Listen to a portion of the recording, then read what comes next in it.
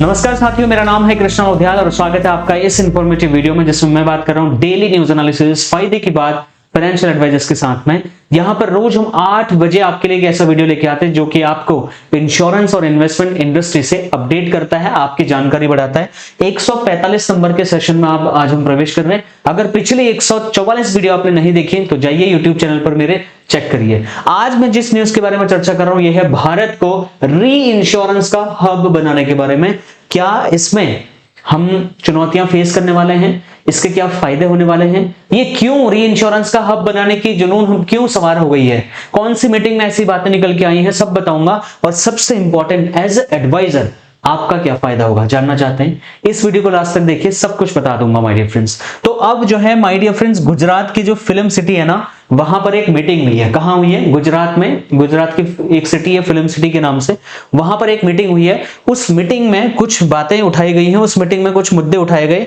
उन मुद्दों के हिसाब से मैं आपको बताऊंगा कि वहां पर क्या चर्चा हुई। सबसे इंपॉर्टेंट चर्चा ये हुई कि भारत को 2047 का जो लक्ष्य दिया गया है इंश्योरेंस का, कि जहां पर हर घर में इंश्योरेंस, हर व्यक्ति का इंश्योरेंस होना है, उस चीज को पूरा करने के लिए बहुत जल्दी भारत को री इंश्योरेंस का हब बनाना है।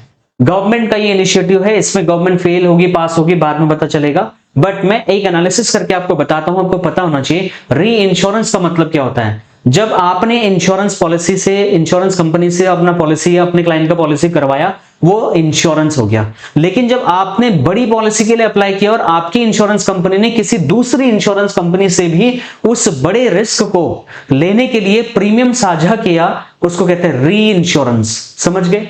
री इंश्योरेंस मतलब आपकी इंश्योरेंस कंपनी ने आपके पूरा रिस्क खुद नहीं लिया, बल्कि थोड़ा रिस्क किसी दूसरी इंश्योरेंस कंपनी से भी परचेज करवाया और एक अमाउंट आपके प्रीमियम से उसको भी दिया, उसको बोलते हैं री इंश्योरेंस। अभी के सिचुएशन में ऐसा सिचुएशन है कि इंडिया में अगर आप 1 करोड़ 2 करोड़ 5 करोड़ से ऊपर की पॉलिसीज अगर लेते हैं तो बहुत हद तक ऐसा देखा जाता है कि आपकी एक इंश्योरेंस कंपनी उस पूरे के पूरे रिस्क को नहीं लेती है। वो क्या करती है, बैकएंड में काम चलता है, आपको नहीं बताया जाता वो चीज, लेकिन बैकएंड में वही इंश्योरेंस कंपनी आपके रिस्क को किसी दूसरी इंश्योरेंस कंपनी से भी खरीदती है, उनको वो प्रीमियम पे करती है, तो इसको हम री इंश्योरेंस कहते हैं। आज की डेट में सिचुएशन ये है कि हमारे देश की जो कंपनीज हैं वो विदेशी कंपनीज पे डिपेंडेंट हैं, जैसे ज्यूरिक हो गया, मार्श एंड योर ब्रोकर्स, बड़े बड़े ब्रोकर्स जो इंग्लैंड में, रशिया में, अमेरिका में बैठे हैं, बहुत बड़े बड़े ब्रोकर्स हैं, जो बड़ी इंश्योरेंस कंपनीज हैं, री इंश्योरेंस कंपनी उनको बोलते हैं, ब्रोकर्स नहीं कहेंगे, री इंश्योरेंस कंपनीज उनको बोलेंगे, माफी चाहूंगा। उन री इंश्योरेंस कंपनीज के ऊपर इंडिया डिपेंड है, ताकि इंडिया के बड़ी इंश्योरेंस जो बिकती हैं उनका इंश्योरेंस का रिस्क कवरेज वो कंपनियां उठाती हैं और यहां से प्रीमियम बाहर जाता है। अब इंडिया ऐसा चाह रहा है कि इंडिया को जो री इंश्योरेंस है उसका हब बनाने की बात हो रही है। अगर इंडिया री इंश्योरेंस का हब बनता है दोस्तों, तो इसका फायदा क्या होगा? री इंश्योरेंस, अगर इंडिया री इंश्योरेंस का हब बनता है तो इसका फायदा क्या होने वाला है? सबसे बड़ा जो बेनिफिट माय डियर फ्रेंड्स होने वाला है ना, वो ये होने वाला है कि आपका जो क्लाइंट है, आपका क्लाइंट यानी कि आप एक बड़ी इंश्योरेंस पॉलिसी आप बेच पाओगे, आप बिग सेल कर पाओगे। जब आप बड़ी पॉलिसी बेच पाएंगे तो आपको बड़ा कमीशन मिलेगा, सबसे बड़ा फायदा आपका यही है। लेकिन इसमें कुछ चैलेंजेस भी आने वाले हैं। अगर हम बात करें चैलेंजेस की, इसमें क्या क्या चैलेंजेस आने वाले हैं? सबसे पहले तो आप समझ लो कि इंडिया में अभी तक तो हम पेनिट्रेशन को बीट नहीं कर पाए। ग्लोबल स्टैंडर्ड 4% के आसपास है, हमारा उससे भी कम है। इतनी 74 इंश्योरेंस कंपनियां होने के बावजूद भी हम इंडिया में सही इंश्योरेंस, अभी सब लोगों को इंश्योरेंस दे ही नहीं पाए हैं, और हम सपने देख रहे हैं री इंश्योरेंस का हब बनना है भाई हमको। तो पहली बात तो माफी चाहूंगा, बट ये दूर के ढोल सुहाने लगने वाली बातें हैं। कैसे देश का माइंड भटकाया जाता है, ये वो एक जुमला मुझे ऐसा लग रहा है अभी, लेकिन ठीक है, आपने बड़ा सपना देखा है, बहुत अच्छी बात है, लेकिन अपनी जो ग्राउंड रियलिटी है वो अभी ये है कि हमने सही से इंश्योरेंस भी बेचना नहीं सीखा है, हमने सही से इंश्योरेंस बेचा ही नहीं है, सभी लोगों को इंश्योरेंस तक नहीं दिया। हम दुनिया का री इंश्योरेंस करना चाहते हैं। भैया पहले अपना देश का तो इंश्योरेंस कर लो, बाद में बनना री इंश्योरेंस हब, ठीक है, अच्छी बात है, लेकिन सबसे बड़ा चैलेंज ये है सेल्फ इंश्योरेंस ही इंडिया के पास में नहीं है। तो दोस्त वो कैसे करेगा? सेल्फ ही नहीं है और दुनिया को इंश्योरेंस बेचने की बात कर रहे हैं। अच्छा मान लो इसमें एक पैटर्न ये भी हो सकता है कि ये लोग ऐसा भी प्लान कर रहे होंगे कि दुनिया की री इंश्योरेंस कंपनीज को इंडिया में बुला लो। इसका मैं आपको बेनिफिट और बता देता हूं। इसमें क्या बेनिफिट हो सकता है अगर जैसे अभी विदेशी कंपनी लंदन में बैठी है और इंडिया का पैसा लंदन में जा रहा है, बाहर जा रहा है, तो हो सकता है गवर्नमेंट का ऐसा प्रोविजन हो, ऐसा प्लानिंग हो कि यार वो पैसा इंडिया में ही रहे, इंडिया में ही उसको इन्वेस्ट किया जाए, विदेशी कंपनी को इंडिया में बुला लिया जाए और यहां से उनके ऑफिस खोल लिए जाए और यहां से वो अपने री इंश्योरेंस का बिजनेस ऑपरेट करें। इससे देश में रोजगार आएगा, लिक्विडिटी कैश की यहीं पर होगी, यहां पे लोगों की जेब में पैसा जाएगा, इंडिया से इंश्योरेंस का पैसा इंडिया में घूमेगा, बाहर पैसा नहीं जाएगा। लेकिन इस बात में सच्चाई कितनी है ये मैं भी जानता हूं, आप भी जानते हैं। मुझे आपको खुश नहीं करना, इसको एक बड़ी खबर बता करके या ऐसे बड़ा चढ़ा करके बता दूं आपको कि ये जैसे बहुत बड़ी चीज होने वाली होगी, ऐसा कुछ नहीं है। ये जस्ट एक इनिशिएटिव है, गवर्नमेंट ऐसा चाहती है।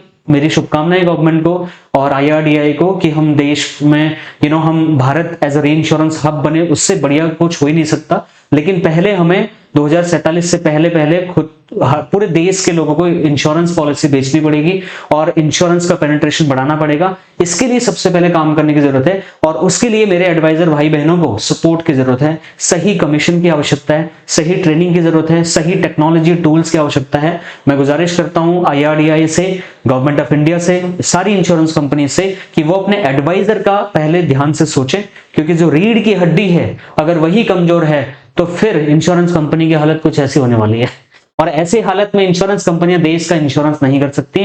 री इंश्योरेंस हब बनना तो बहुत दूर की बात हो गई, इसलिए मैंने बोला कि दूर के ढोल सुहाने वाली बात हो गई, ठीक है। लेकिन न्यूज ये है कि ये सारी की सारी चीजें देश में होने जा रही हैं। कब होंगी, क्या होंगी, ना मुझे पता ना आपको पता माय डियर फ्रेंड्स। तो इस हिसाब से अगर हम देखें तो ये जो खबर निकल के आ रही है, ये जो न्यूज में आ रहा है कि भारत को री इंश्योरेंस का हब बनाने की जो चर्चा हो रही है वो भी जोरों शोरों पर है और इसके लिए आप सभी को शुभकामनाएं और उम्मीद है कि ये लक्ष्य भारत पूरा करेगा और विदेशी कंपनियां भारत में आएंगी और भारत में ही पैसा लिक्विडिटी के तौर पे निकलेगा, बाहर नहीं जाएगा। लेकिन इस बात पर बहुत कॉन्ट्राडिक्शन है क्योंकि देश में FDI लॉन्च कर दिया गया है। एक तरफ आप कहते हैं कि देश में ही पैसा रोटेट करना है, दूसरी तरफ आप 100% FDI ओपन करके विदेशी मेहमानों को बुलाते हैं कि आओ आप इंडिया में बीमा बेचो, क्योंकि हम 74 कंपनियां होने के बाद भी नहीं बेच पा रहे, चलो फिर आप भी एक बार करके देख लो। और वो इंश्योरेंस कंपनियां यहाँ पर कोई NGO खोलने तो आ नहीं रही हैं, वो प्रॉफिट कमाने आ रही है, प्रॉफिट कमा करके विदेशों में लेके जाएंगे। ये रियलिटी हमें समझनी पड़ेगी।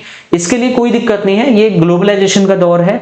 हम ये नहीं कह सकते कि विदेशी कंपनी को मत आने दो या फिर हम वहां नहीं जाएंगे, हम तो बस अपने में मस्त रहेंगे, ऐसा नहीं करना है। ये ग्लोबलाइजेशन का दौर है, हमें पूरे विदेश के सारी कंपनीज के साथ काम करना है, ये आज की नीड है। But at the same time India को सेल्फ डिपेंडेंट बनना पड़ेगा, इंडिया को अपने लेवल पर चीजें करनी पड़ेंगी।